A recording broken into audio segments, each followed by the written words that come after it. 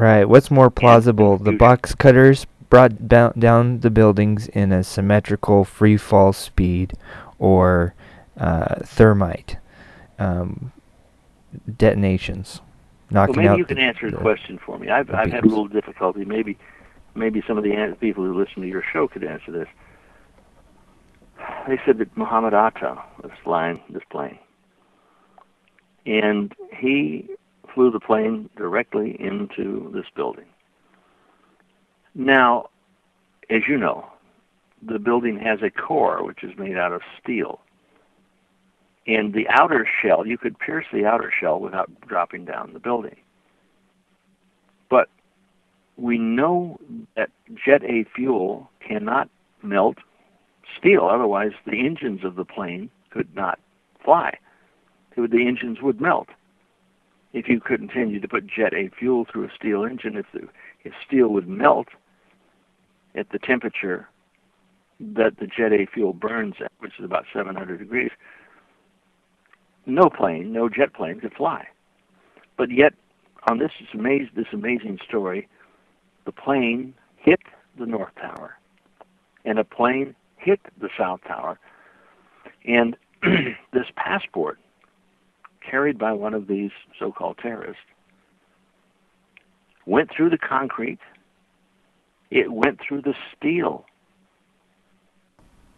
it went through the beams, the steel beams, which the core of the building, which holds it up, through the elevator shaft, through the toilets and the electric wires, to the doors, And then to it the was. couch, the files, all in this ball of flame that could melt steel, and then through the halls and out through the other side of the building, through the toilets, through the doors, through the window, and everything, and out the window, and the passport came flying out, landed on the ground, and some members of the FBI were out there looking, and said, "Oh my God, this is the molten steel, and everything is a shamble, and screams and yelling, and the dust is still up in the air."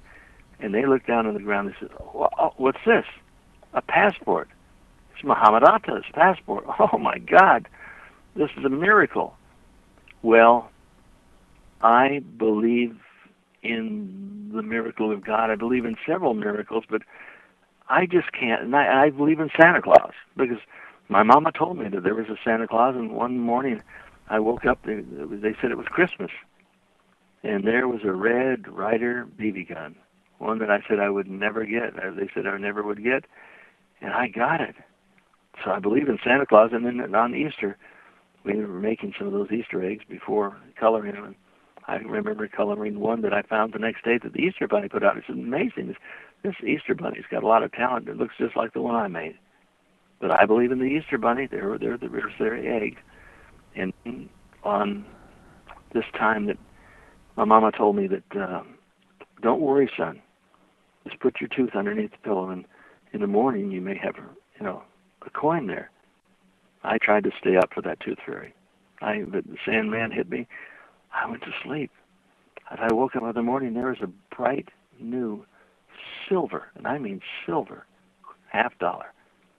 I was very impressed. I believe, and have no reason to disbelieve, in the tooth fairy, in Santa Claus, in the Easter Bunny. But I just can't bring myself to believe that this passport, which would have to burn up if it melts steel, why would it burn the passport? But the FBI, there it is. And now that we found this passport, we now know the names of all of these terrorists, what they're And their plans. Lusa, had for lunch 3 weeks before. They knew the whole plans, that everything. They had it all together.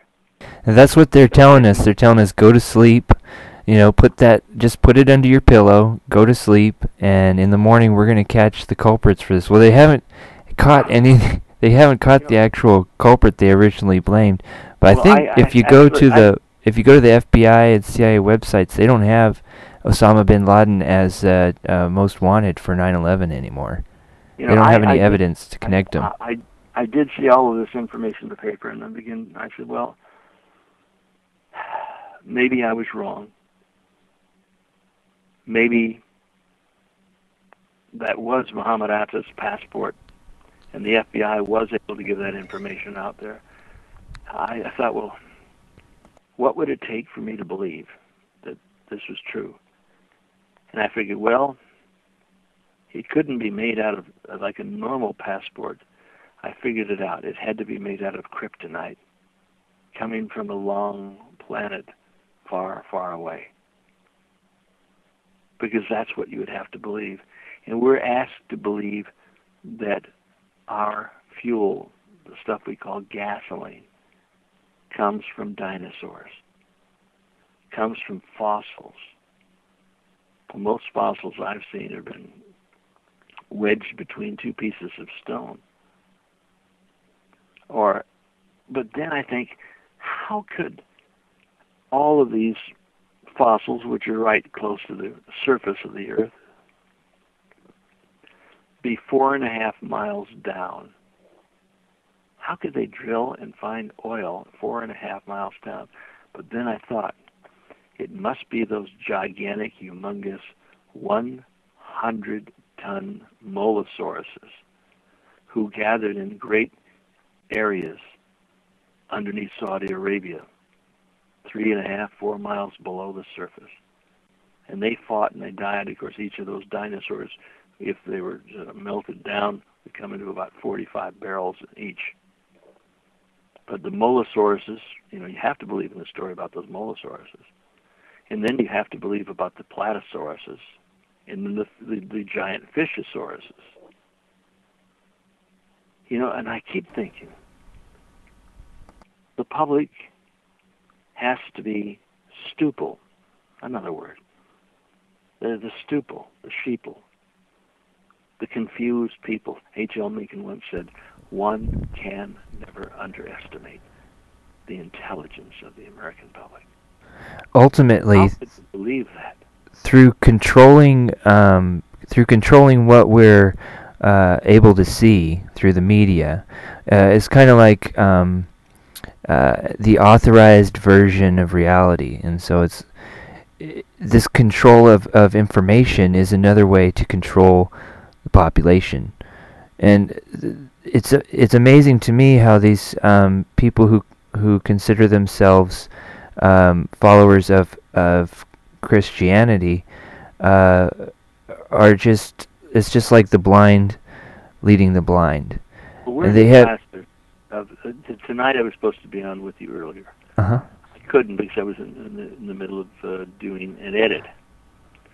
How can somebody involve themselves in making a movie without being a movie producer?